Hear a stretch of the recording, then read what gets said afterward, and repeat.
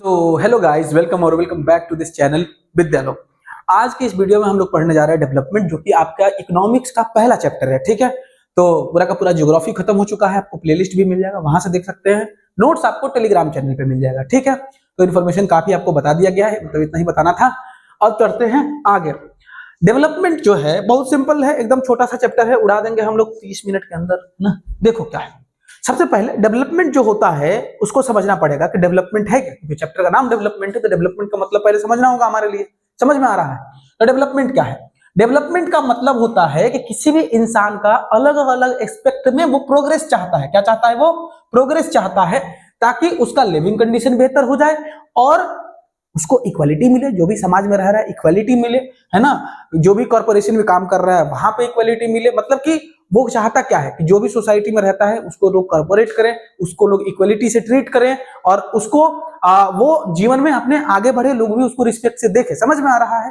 तो प्रोग्रेस का मतलब होता है डेवलपमेंट। प्रोग्रेस का मतलब होता है डेवलपमेंट। सुनो, डेवलपमेंट प्रोग्रेस दोनों अलग अलग टर्म है, लेकिन यहां हम समझ रहे हैं कि प्रोग्रेस ही डेवलपमेंट है। डेवलपमेंट मतलब होता है सिर्फ आगे बढ़ना, और प्रोग्रेस का मतलब होता है हर चीज में आगे बढ़ना, लाइफ का हर एस्पेक्ट में आगे बढ़ना। चाहे वो पर्सनल रिलेशनशिप हो गया, है ना, पैसा हो गया, या रिस्पेक्ट हो गया, हर चीज तुमको मिल रहा है। तो जब सब चीज मिलता है तो उसको प्रोग्रेस बोला जाता है। तो हम क्या बोल रहे हैं, प्रोग्रेस का हमारे यहाँ क्या मतलब निकल रहा है? डेवलपमेंट। समझ में आ रहा है? मतलब इस चैप्टर में प्रोग्रेस और डेवलपमेंट को सेम मान रहे हैं। जैसे कि समझो ध्यान से, हो क्या रहा है यहाँ पे, जो डेवलपमेंट है ये अलग अलग लोगों के लिए अलग अलग हो सकता है। सुनो, एक चीज बताते हैं।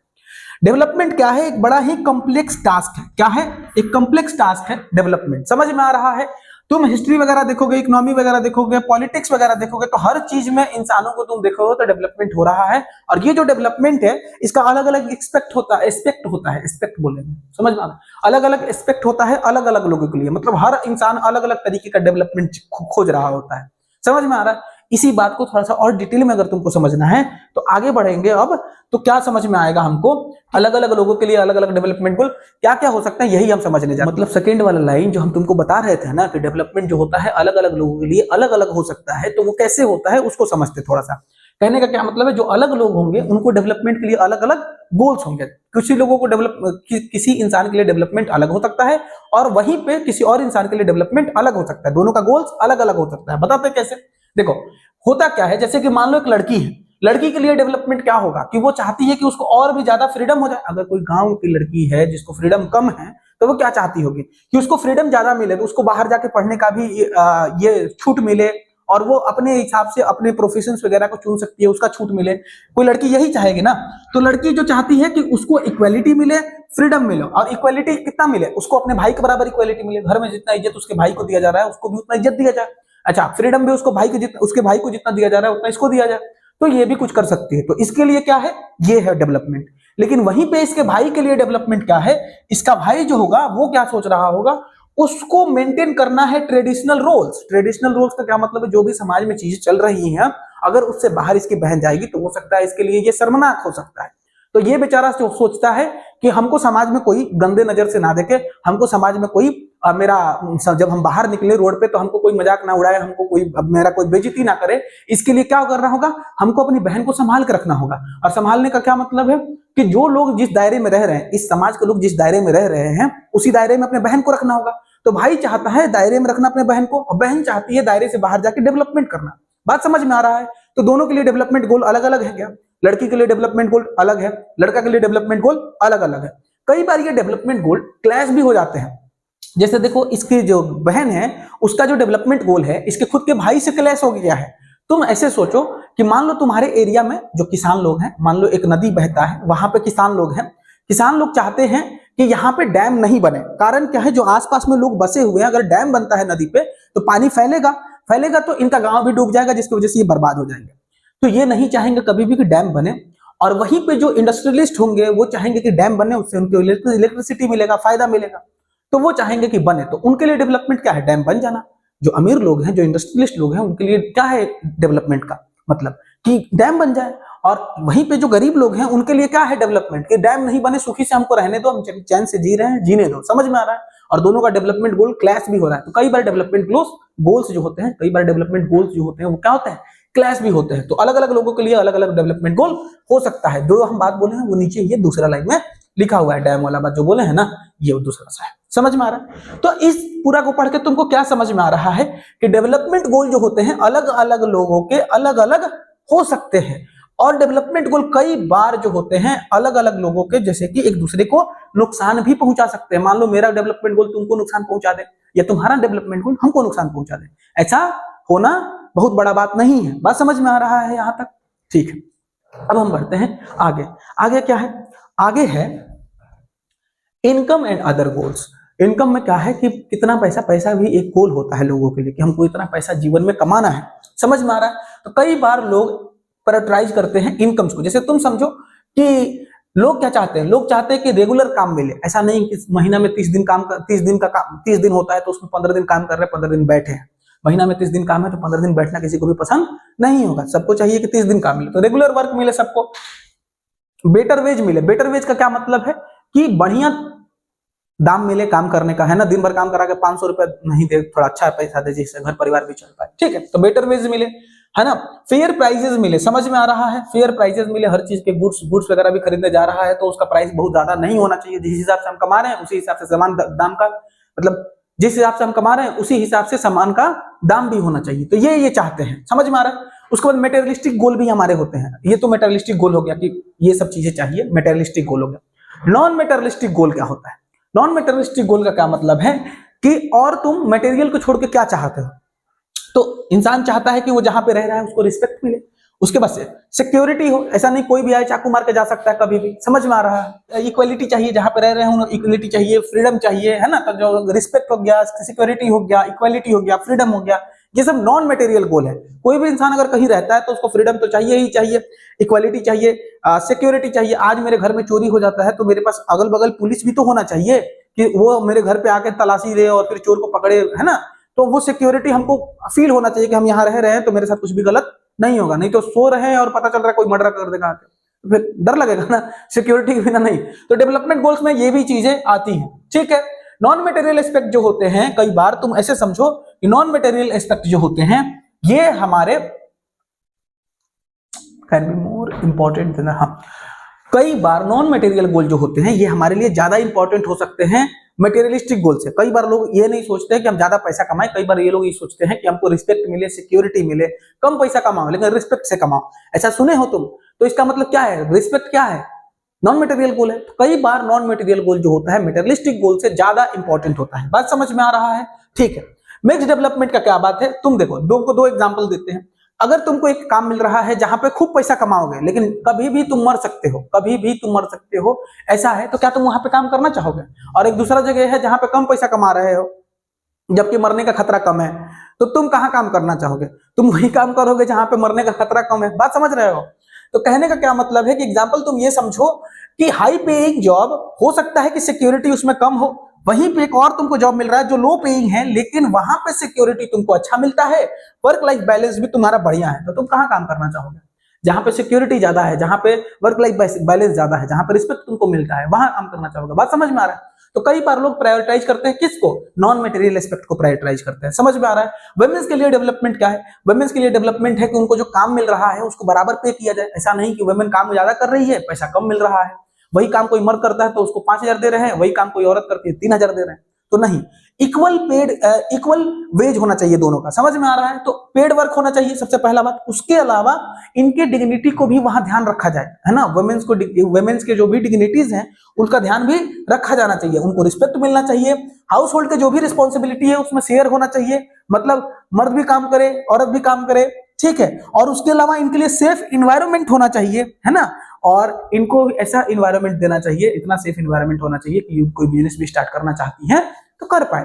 तो ये वुमेन के लिए डेवलपमेंट हुआ। बात समझ में आ रहा है? ये वुमेन के लिए डेवलपमेंट है, ये सबके लिए डेवलपमेंट है। समझ में आ रहा है? वुमेन का डेवलपमेंट अलग से होता है, ठीक है। आगे बढ़ते हैं। अब क्या है हमारे पास? अब है हमारा नेशनल डेवलपमेंट। क्या होता है नेशनल डेवलपमेंट में? तुमको पता होगा कि पूरा नेशन को डेवलप किया जाएगा इसमें। बात समझ में आ रहा है? तो अगर पूरा नेशन डेवलप करता है तो नेशनल डेवलपमेंट होता है। लेकिन नेशनल डेवलपमेंट कब होता है? जब इंडिविजुअल्स डेवलप करते हैं तभी तो नेशन डेवलप करता है। अगर हर इंसान डेवलप कर जाएगा तो देश डेवलप अपने आप माना जाएगा। बात समझ में आ रहा है? ठीक है, सुनो। अभी क्या है, नेशनल डेवलपमेंट में क्या देखा जाता है? सबसे पहला इकोनॉमिक ग्रोथ, वहां का इकोनॉमी कितना ग्रोथ किया है ना, जीडीपी देखा जाता है। सोशल इक्वालिटी, सोसाइटी जो है उसमें इक्वालिटी कितना है, छोट नीच है ना, धर्म के ऊपर भेदभाव है ना, जाति के ऊपर भेदभाव और किसी भी बेसिस पे भेदभाव जो हो रहा है उस सोशल इक्वालिटी का उल्टा जा रहा है। तो सोशल इक्वालिटी है तो डेवलप है, सोशल इक्वालिटी नहीं है तो डेवलप कंट्री नहीं माना जाता। उसके अलावा और भी चीजें देखी जाती है, जैसे वहां पे हेल्थ केयर कैसा है, एजुकेशन कैसा प्रोवाइड किया जाता है, सिक्योरिटी कैसा प्रोवाइड किया जाता है। अगर ये सब चीजें किसी देश के पास हैं तो वो इसका मतलब डेवलप कंट्री है। क्या देखा जाता है देश में? इकोनॉमिक ग्रोथ देखा जाता है, कितना इकोनॉमिक ग्रोथ हो रहा है, सोशल इक्वालिटी देखा जाता है। उसके अलावा और भी चीजें देखी जाती हैं, जैसे कि वहां पे रहने पर हेल्थ केयर सिस्टम अच्छा है कि नहीं है, एजुकेशन अच्छा है कि नहीं है, और उसके अलावा सिक्योरिटी बढ़िया है कि नहीं है। ऐसा तो नहीं कि कोई भी कभी भी मर्डर कर सकता है ना, माफिया गुंडे घूम रहे हैं अलग अलग बेस बना के और फिर मार रहे हैं लोगों को, पैसा छीन रहे हैं, ऐसा नहीं है। तो नेशन डेवलप माना जाएगा। समझ में आ रहा है? अच्छा, लेकिन अभी देखो ध्यान से, ये लोग पैसा के हिसाब से नापते हैं कि देश कौन सा डेवलप है, और उसके लिए ये क्या करते हैं, पर कैपिटा इनकम निकालते हैं। क्या निकालते हैं? Per capita income. तो करेंट जो कंट्रीज हैं या स्टेट हैं उनको कंपेयर किया जाता है पर कैपिटा इनकम से। और पर कैपिटा इनकम का क्या मतलब होता है? सुनो, टोटल पॉपुलेशन जितना, टोटल कंट्री जितना रुपया कमा रहा है डिवाइडेड बाय टोटल पॉपुलेशन, जो पूरा पैसा कमाया, क्या होता है? Per capita income. Per capita income का मतलब होता है कि टोटल कंट्री के पास जितना पैसा है, तो टोटल कंट्रीज इनकम है ना, टोटल, अरे शॉर्ट में लिख दें, उतना कौन लिखने जाएगा। देखो, countries income, total country income divided by total population. तो टोटल कंट्री के इनकम से डिवाइड कर दो टोटल पॉपुलेशन को, तो क्या आ जाता है? पर कैपिटा इनकम आ जाता है। मतलब देश पूरा जितना पैसा कमाया है उस पूरा पैसा को ऊपर रख रहे हैं और जितना देश में लोग हैं उनको नीचे रख रहे हैं, फिर डिवाइड कर दे रहे हैं, तो क्या निकल के आ जाता है? Per capita income. लेकिन एक बात सोचो, किसी इंसान के पास उससे ज्यादा भी हो सकता है पैसा, इनकम उसके ज्यादा भी हो सकता है, और किसी के पास उससे कम भी हो सकता है। क्योंकि सबको हम लेके निकाल रहे हैं तो एवरेज निकल के आ जाएगा। बात समझ में आ रहा है? तो पर कैपिटा इनकम ऐसा नहीं होता कि हर इंसान उतना रुपए कमा रहा होगा, नहीं, वो एवरेज होता है कि उतना एवरेज इंसान, कोई भी एवरेज इंसान जो होगा देश का, वो उतना कमा रहा होगा। खैर, आगे बढ़ते हैं। तो ये तुम समझ गए हो पर कैपिटा इनकम कैसे निकाला जाता है, याद रखोगे, फॉर्मूला याद रखोगे। कंट्री जो होती हैं जिनके पास पर कैपिटा इनकम ज्यादा होता है उनको माना जाता है कि वो डेवलप कंट्री है, और ऐसी कंट्री जिनके पास पर कैपिटा इनकम कम होता है उनको माना जाता है कि वो डेवलप कंट्री नहीं है। अब सुनो, एक क्राइटेरिया बनाया जाता है, वर्ल्ड बैंक क्राइटेरिया, जो कि 2019 में बनाया गया था। उस क्राइटेरिया के अनुसार अगर किसी कंट्री का पीसीआई मतलब पर कैपिटा इनकम है $49,300 से ज्यादा, कितना है? 49,300 से ज्यादा अगर किसी के पास पैसा का कमाई है तो उसको माना जाता है कि ये है डेवलप्ड कंट्री। कैसा है? डेवलप कंट्री है। ये रट के रखोगे, ये बात रट के रखोगे कि कितना पैसा लगता है डेवलप मानने के लिए। और फिर पीसीआई अगर किसी का रहता है, मतलब पर कैपिटा इनकम किसी का रहता है 2,500 से कम, मतलब 2,500 से कम रहता है, तो उसको माना जाता है अंडर डेवलप कंट्री या लो इनकम कंट्री। बात समझ में आया? और इंडिया जो है दोनों के बीच में आता है। इन दोनों के बीच में कौन आता है? इंडिया। इंडिया का पर कैपिटा इनकम कितना है सर? $6,700। कितना है? $6,700। समझ में आया? ठीक है, तो ये है इंडिया। अब देखो ध्यान से, प्रॉब्लम क्या है? पर कैपिटा इनकम से किसी को नापना, किसी देश को नापना कि डेवलप है कि नहीं है, गलत बात है। कारण क्या है? ये बढ़िया से नाप ही नहीं सब। ये इसमें तुम देखोगे तो कहीं भी पर कैपिटा इनकम में हेल्थ का बात किया गया है? नहीं किया गया। एजुकेशन का बात किया गया है? नहीं किया गया। इक्वलिटी का बात किया गया है? नहीं किया गया। तो ना हेल्थ का बात किया गया, ना एजुकेशन का बात किया, ना इक्वलिटी का बात किया, तो कैसे मान ले कि ये बेहतर सिस्टम है नापने के लिए कि कोई देश डेवलप है कि नहीं डेवलप है? बात समझ में आ रहा है? तो इसीलिए हम बोल रहे हैं कि ये नहीं दिखाता है कि डेवलप कंट्री है कि नहीं है। उल्टा एक और प्रॉब्लम है, ये जो पैसा दिखा रहा है कि इतना रुपया कमा रहा है एक आदमी एक साल में, ये गलत भी है। तुम बताओ कि ये सब एक आदमी सच में इतना कमा रहा होगा? नहीं, कोई इंसान गरीब भी हो सकता है, कोई इंसान अमीर भी हो सकता है। तो अमीर तो उससे ज्यादा कमा रहा होगा जबकि दिखा रहा है कि हम इतना ही कमाते हैं, और गरीब इससे कम कमा रहा होगा जबकि दिखा रहा है हम इतना कमाते हैं। तो ये गलत चीज है ना। तो इससे पता नहीं चल रहा है कि कितने देश में अमीर लोग हैं, कितने देश में गरीब लोग हैं। बात समझ में आ रहा है? तो ये डेटा सफिशिएंट नहीं है पता करने के लिए कि कोई देश अमीर है या गरीब है। पर कैपिटा इनकम समझ में आ रहा है? रट के रखिएगा, ये सारा बात आपको लिखना पड़ सकता है। ठीक है, तो इनकम के साथ साथ कुछ और भी क्राइटेरिया होनी चाहिए देश का अगर डेवलपमेंट अपना चाहते हैं। तो क्या क्या होना चाहिए? सुनो, मोर्टेलिटी रेट मतलब कितना, देखो अगर कुछ बच्चे पैदा हो रहे हैं तो कितने बच्चे हैं, मतलब कि 1,000 बच्चों में से कितने बच्चे हैं जो 1 साल की एज तक ही जीते हैं, उसके बाद मर जाते हैं, मतलब उसके पहले ही मर जाते हैं। तो इन्फेंट मोर्टेलिटी रेट क्या होता है? कितने इन्फेंट्स मर रहे हैं पर थाउजेंड में कितने मर रहे हैं, मतलब 1000 बच्चा अगर जन्म ले रहा है, मान लो पूरा नहीं ले रहा है, पर हजार पे कितना बच्चा मर रहा है उसको बोलते हैं infant mortality rate. Infant mortality rate क्या होता है, 1000 बच्चे जब जन्म ले रहे हैं तो उसमें से कितना बच्चा साल भर के अंदर मर रहा है उसको बोलते हैं इन्फेंट मोर्टेलिटी रेट। रट कर रखोगे। फिर आता है एजुकेशन इंडिकेटर। एजुकेशन इंडिकेटर का क्या मतलब है कि जो बच्चे हैं, मतलब कि जो देश है उसमें कितने लोग लिटरेट हैं, मतलब पढ़े लिखे लोग कितने परसेंट पाए गए हैं, है ना। तो ये होता है तुम्हारा एजुकेशन इंडिकेटर। उसके अलावा एग्जांपल का तुम अब सुनो, जैसे कि खाली तुम पीसीआई ले रहे हो, उसके बेसिस पे दिखाते हैं तुमको एग्जांपल। अगर सिर्फ पीसीआई लेते हैं तो केरला को देखो, केरला का पीसीआई कम है किससे, हरियाणा से। हरियाणा का पीसीआई केरला के पीसीआई से ज्यादा है, मतलब केरला जो है उसका पर कैपिटा इनकम कम है और हरियाणा का पर कैपिटा इनकम क्या है, ज्यादा है।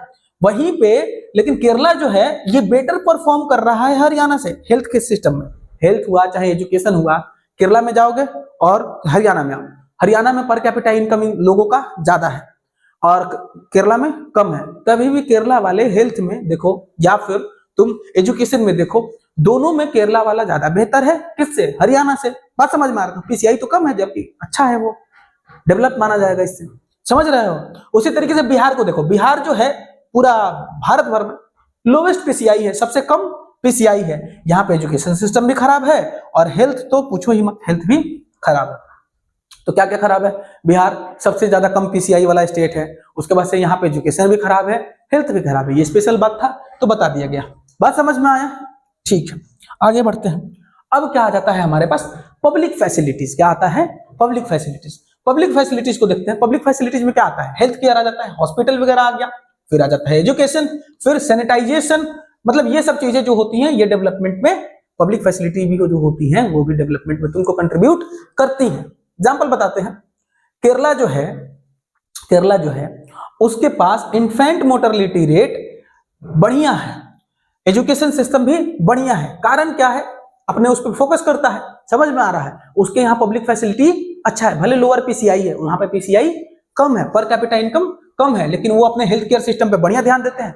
तो इन्फेंट मोर्टेलिटी रेट कम है, मतलब कम बच्चे मरते हैं। पर 1000 बच्चे जब पैदा होते हैं, बहुत कम ऐसे बच्चे होते हैं जो साल भर के अंदर मर जाते हैं। बात समझ में आ रहा है।